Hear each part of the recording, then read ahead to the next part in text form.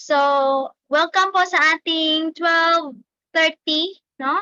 Lunch and Learn session brought to you by IMG and Prosper Pinoy team. So, I appreciate everyone for investing your time.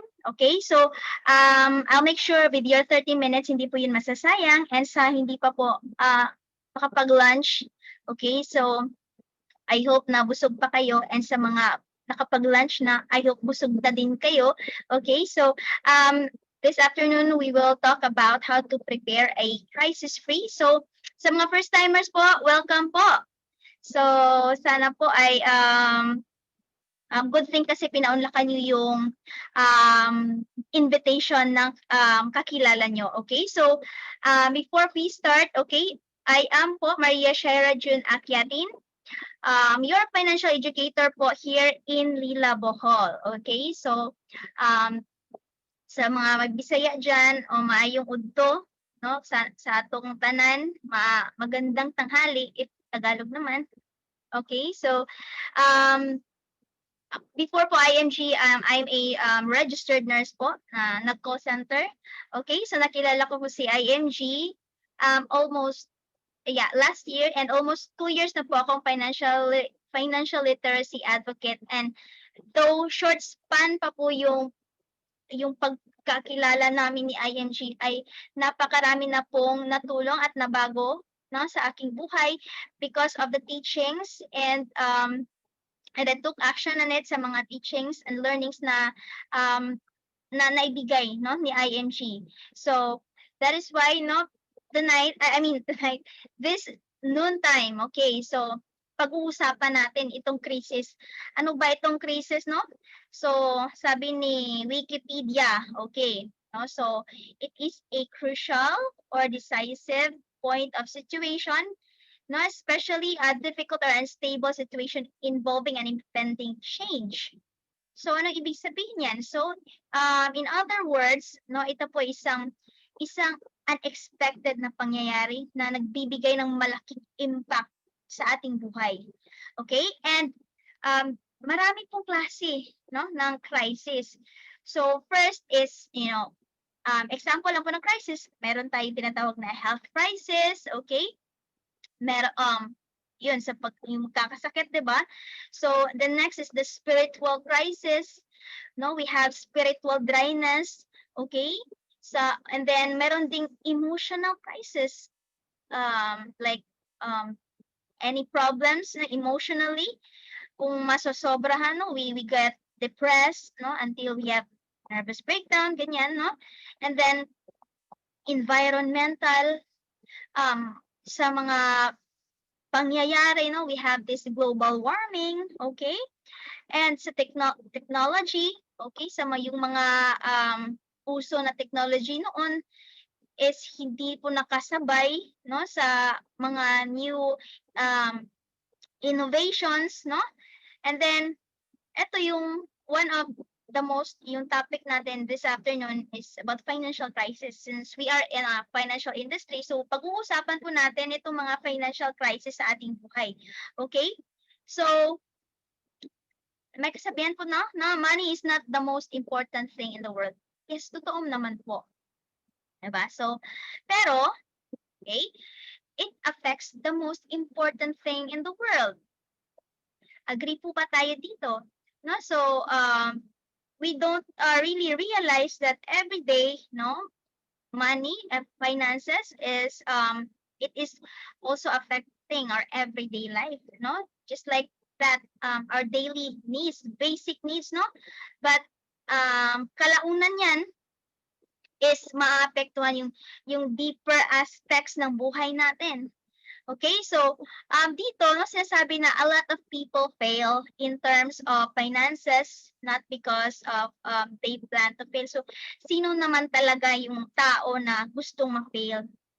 'Di ba, wala naman. But you know, the kasi nga in our life, especially here in the Philippines, hindi po kasi uso in financial planning. Okay? Hindi po itinuturo, hindi po isinusulong.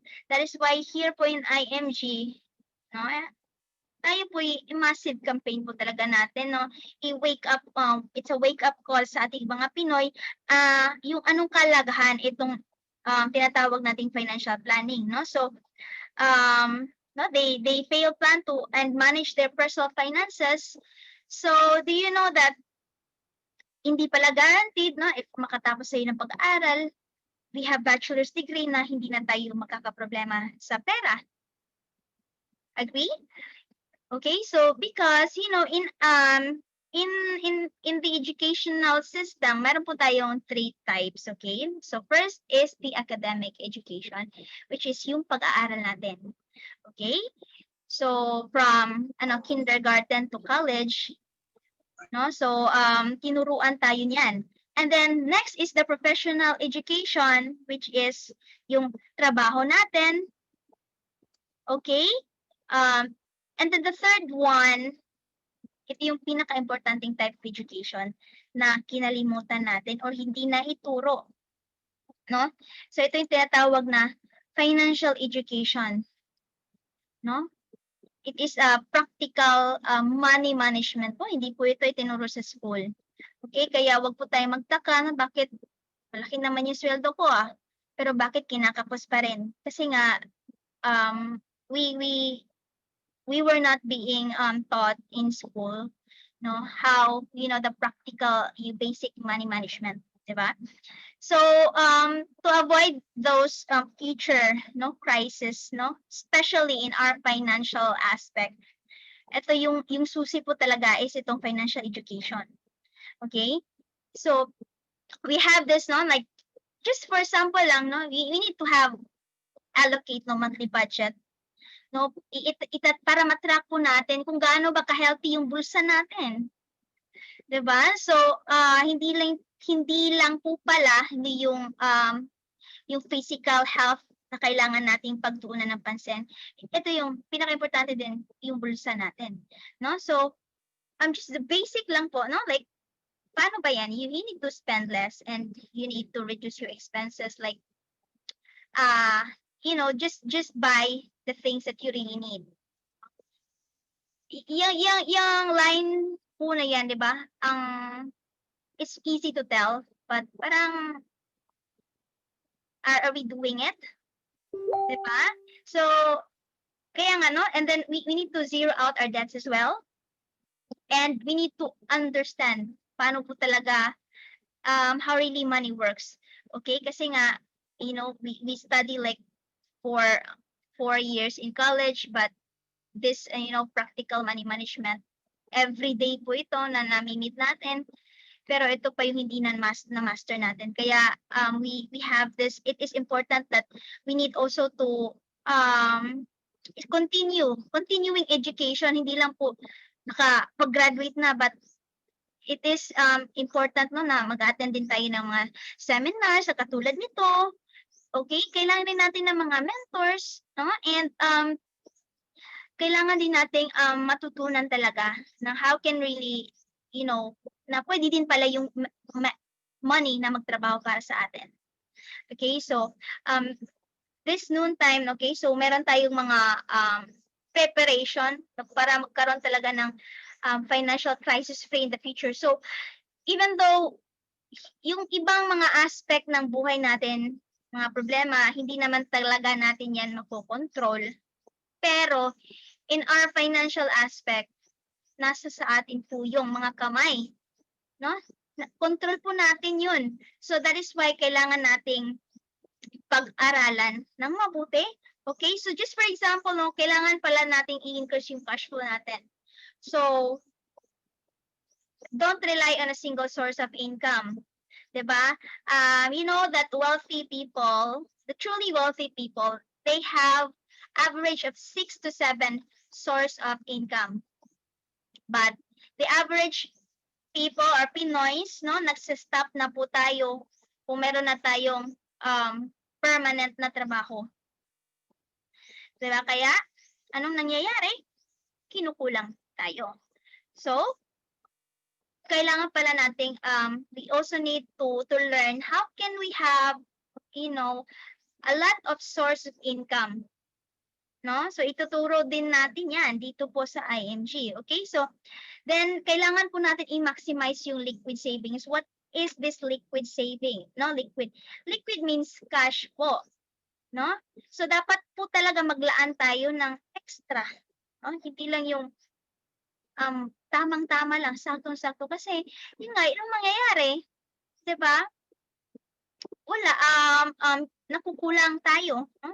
Kasi yung income kasi natin para yang ano eh, balde, no? So yung mga needs natin, yung may butas, no? It represents our needs, ano pa, extra. So yung mga unexpected, so another buslot, no? Or another butas, di mati-drain talaga kung isa lang yung source of gripo mo, no? So yung income. So that's why it is important, to allocate extra funds, okay? Extra cash.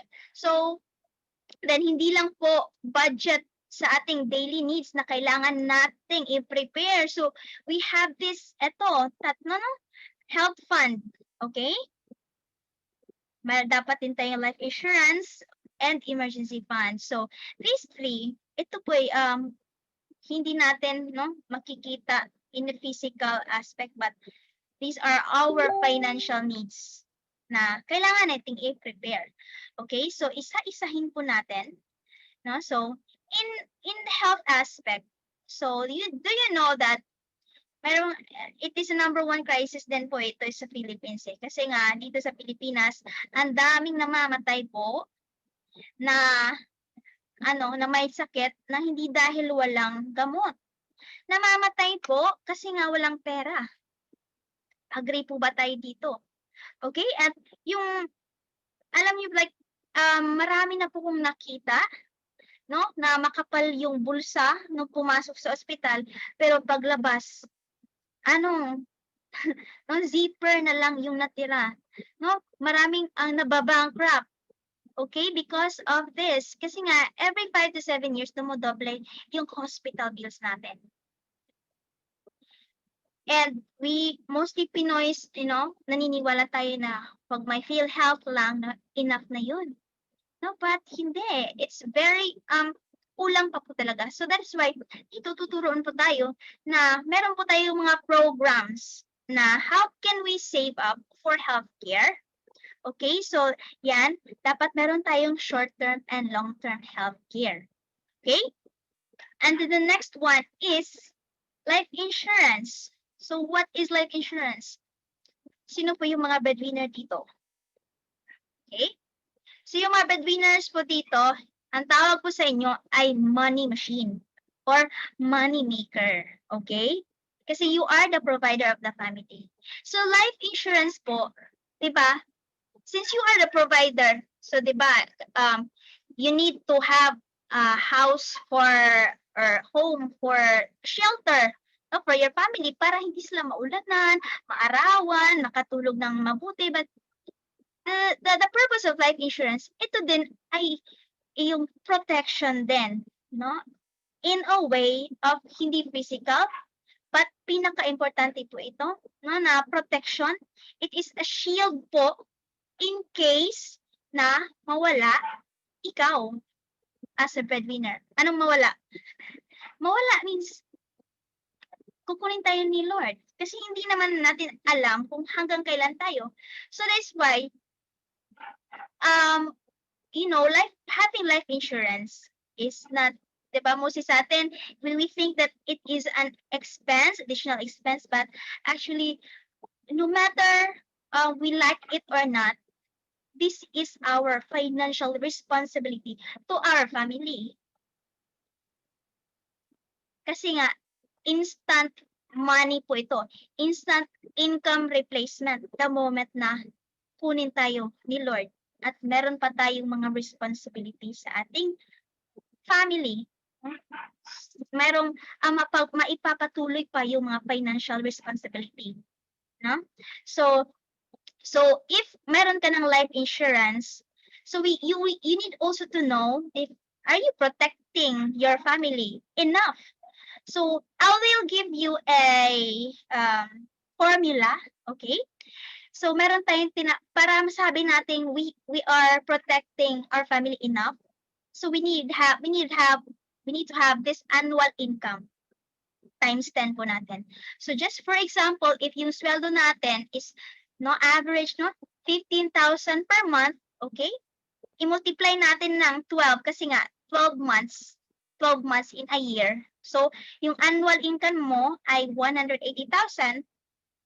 So itong 180,000, i-times pa natin ng 10. So dapat ito yung enough protection, 1.8 million na life insurance coverage na meron ka sa family mo. Okay?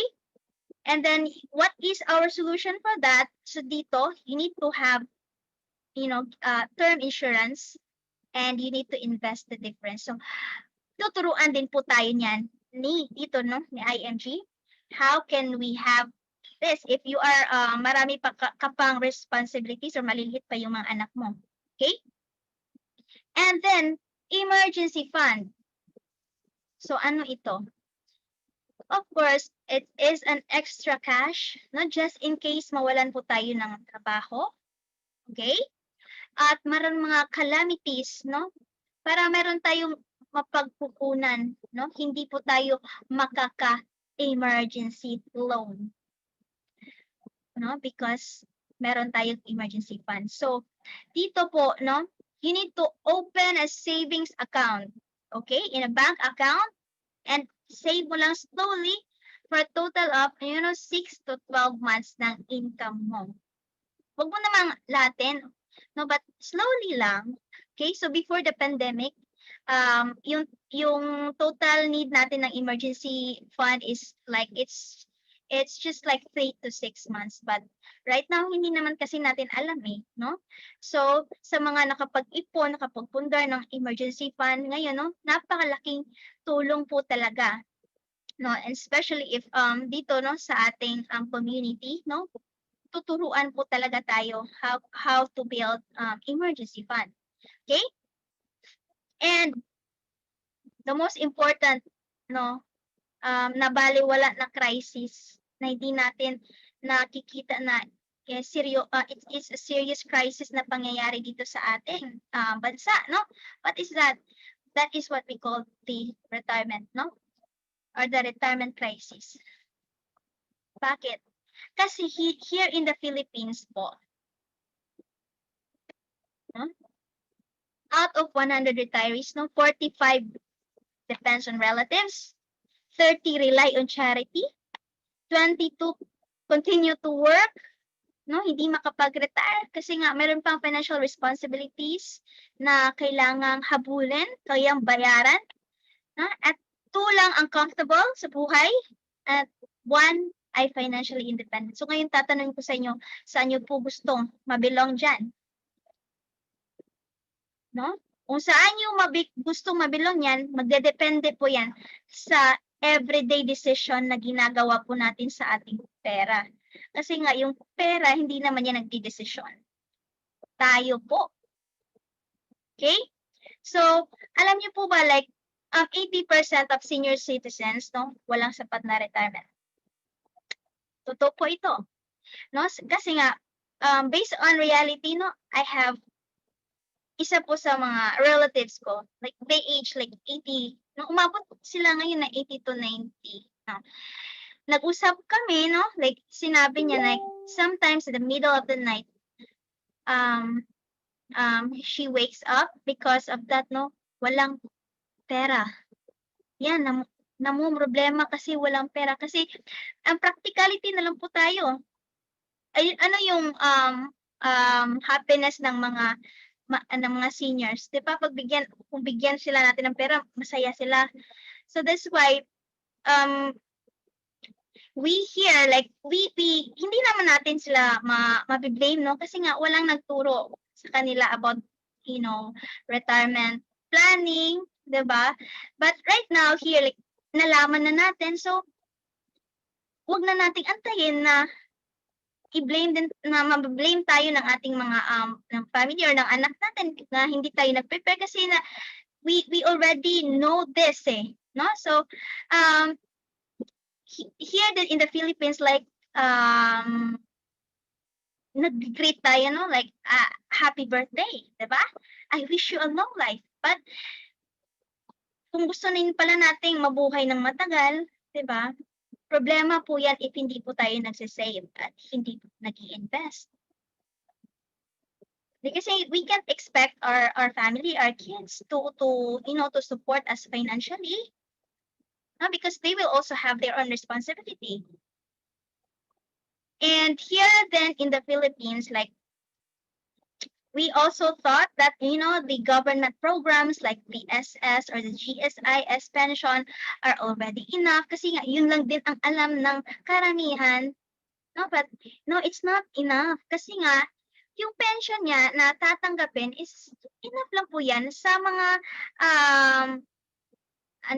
medical na maintenance, no?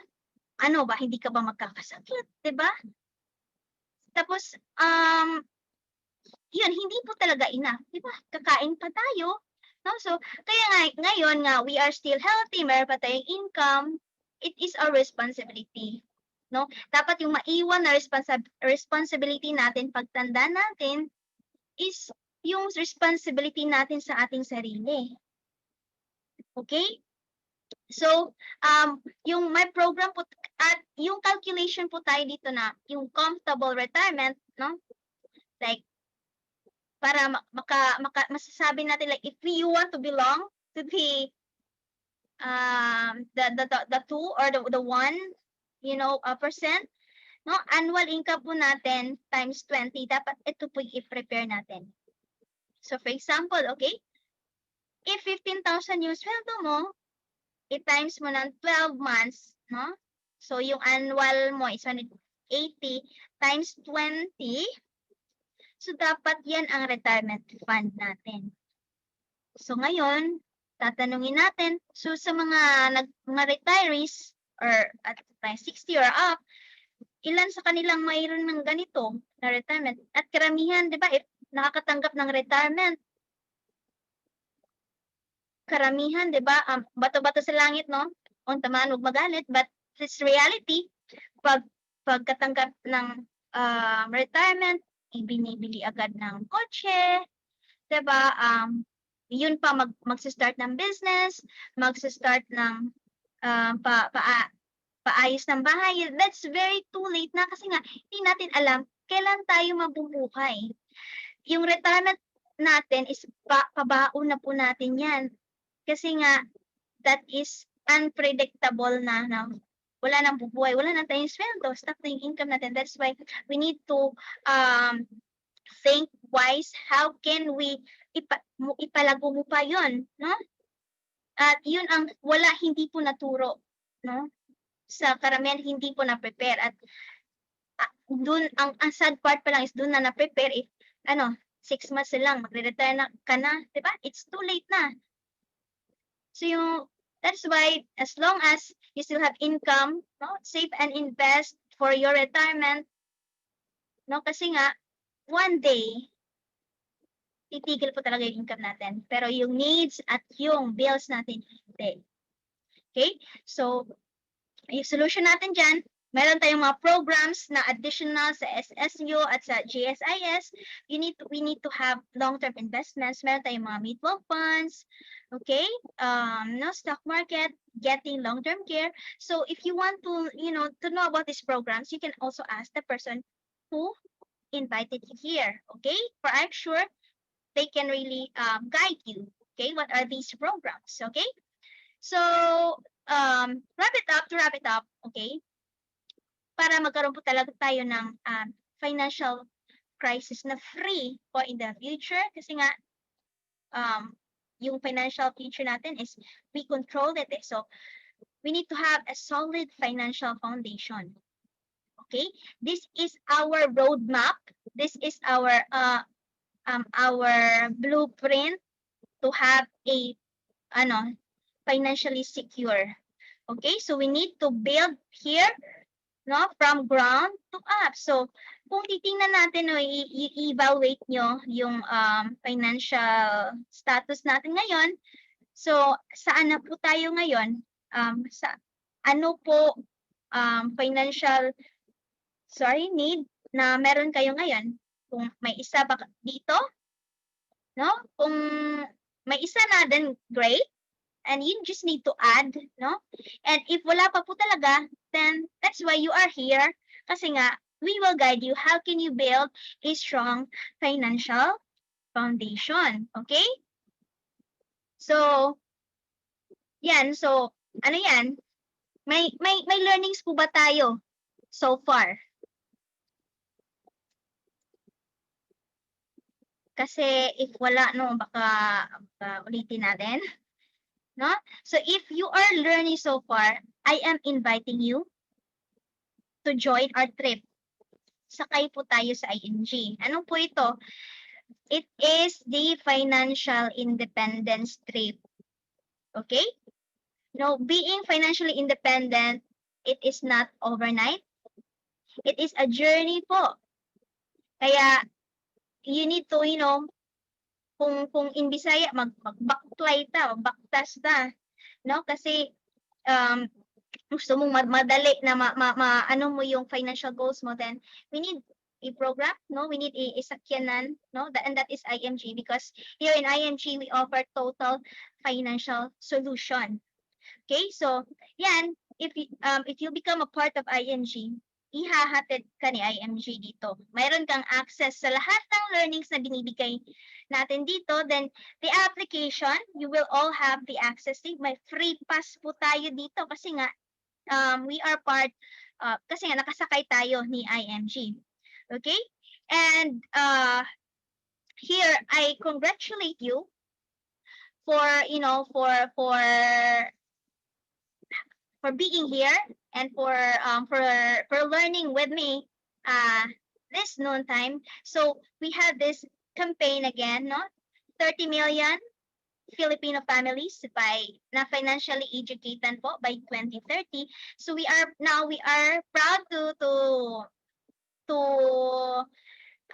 tell you that we are now at 2,126,672, pero maliit pa lang po to eh. So right now, nandito na po kayo, no? You were able to na-educate, no? So you can be part of this. So kindly give your name, your complete name, your email, and your mobile number sa tao na nag-invite sa inyo or friend nyo para po masali po kayo dito sa counter, no? And I congratulate you kasi at meron po tayong mga classes, no?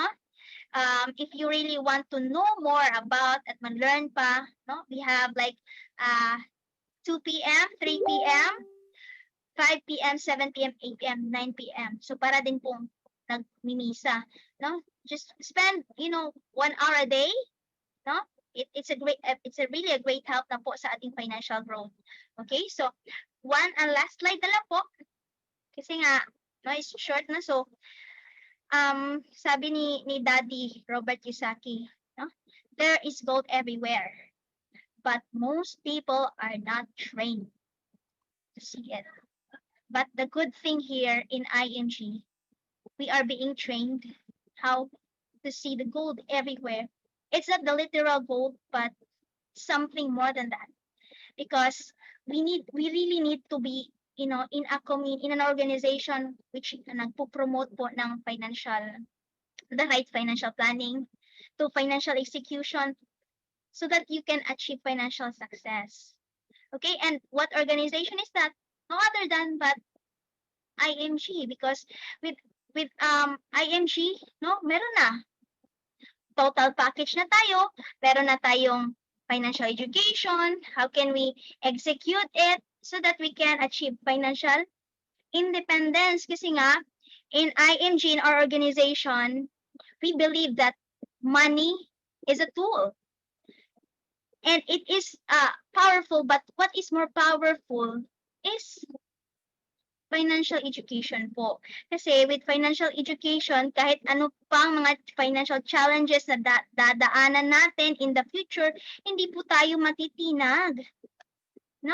Or will be affected, but in a minimal way lang po because we are trained here how to really become financially secure if and only if we will follow the steps na tinuturo ni IMG.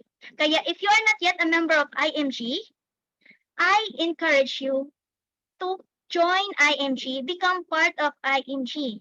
Okay? And if you are already a member of IMG, invite more people, bring more people to IMG.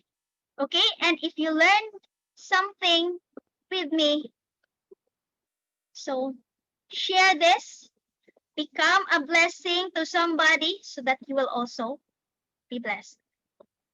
Okay? So again, that's all. And thank you so much for staying with me and have a blessed day. Goodbye.